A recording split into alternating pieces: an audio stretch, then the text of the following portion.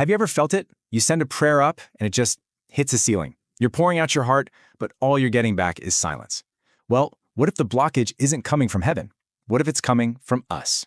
Today, we're diving into 3 simple, everyday words that might be sabotaging your entire spiritual connection without you even knowing it. You know the feeling. You kneel, you plead, you feel like you're giving it everything you have.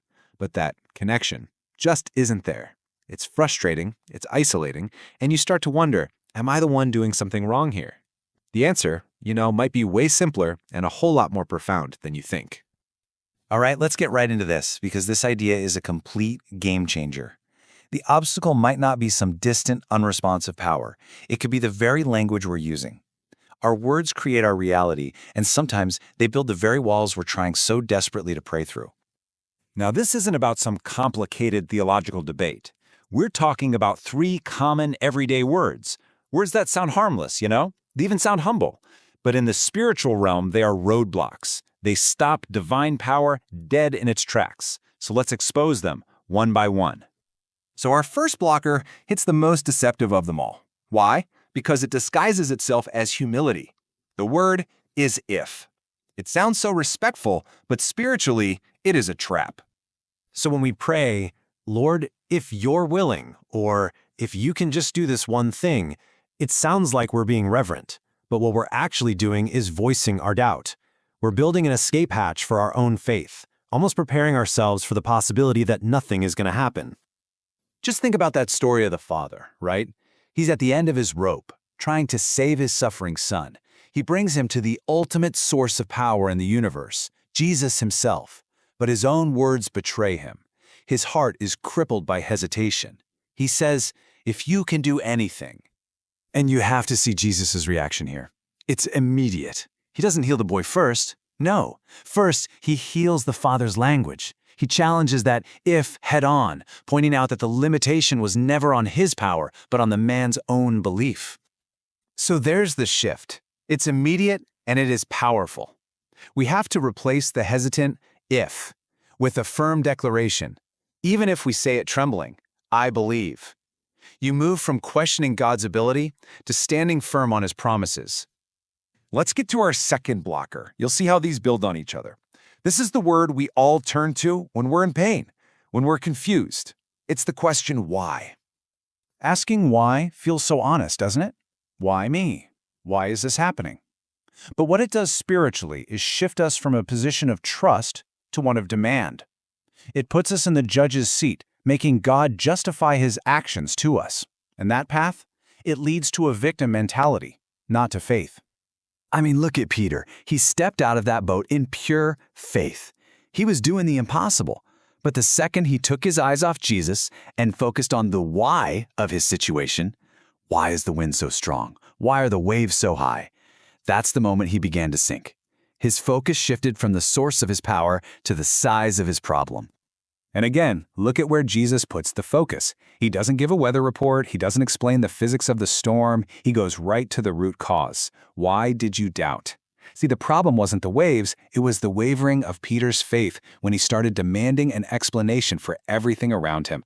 And this leads us to such a powerful pivot. Instead of asking, why is this happening to me? We start asking, what do you want me to learn from this? Or what is my next step? We trade our demand for an explanation for a humble request for instruction. And that brings us to the final word. And this one might just be the most dangerous because it sounds so reasonable, so responsible. It is the ultimate tool of spiritual procrastination, later. Oh yeah, I'll forgive him later. I'll act on that prompting later. I'll make that change God's been asking me to make later. It doesn't feel like we're saying no, does it? But spiritually, it functions as a no. Delayed obedience is just disobedience disguised as good time management. This story from Exodus it's almost absurd. Pharaoh is living through an absolute nightmare, a plague of frogs, they're everywhere.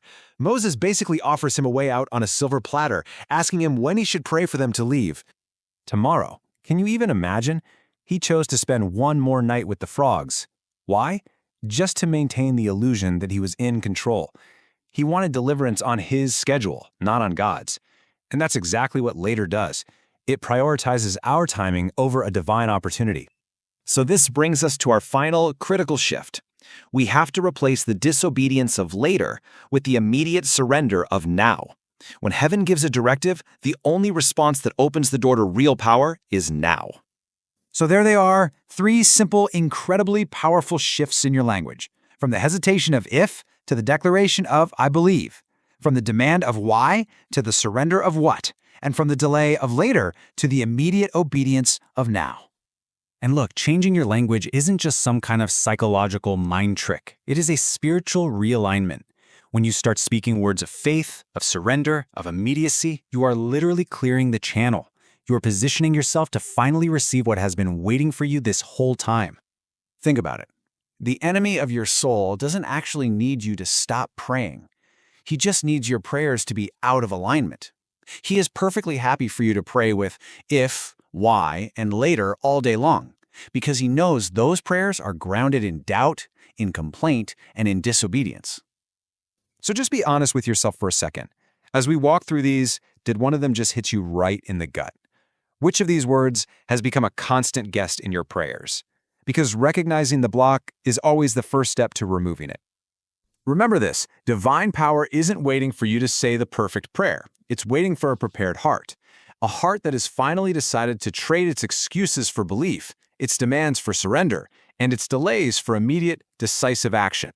So don't put this off. Don't wait for tomorrow. Your opportunity to align with heaven, to clear that channel, and to step into the power that has been waiting for you is not later. It is right now.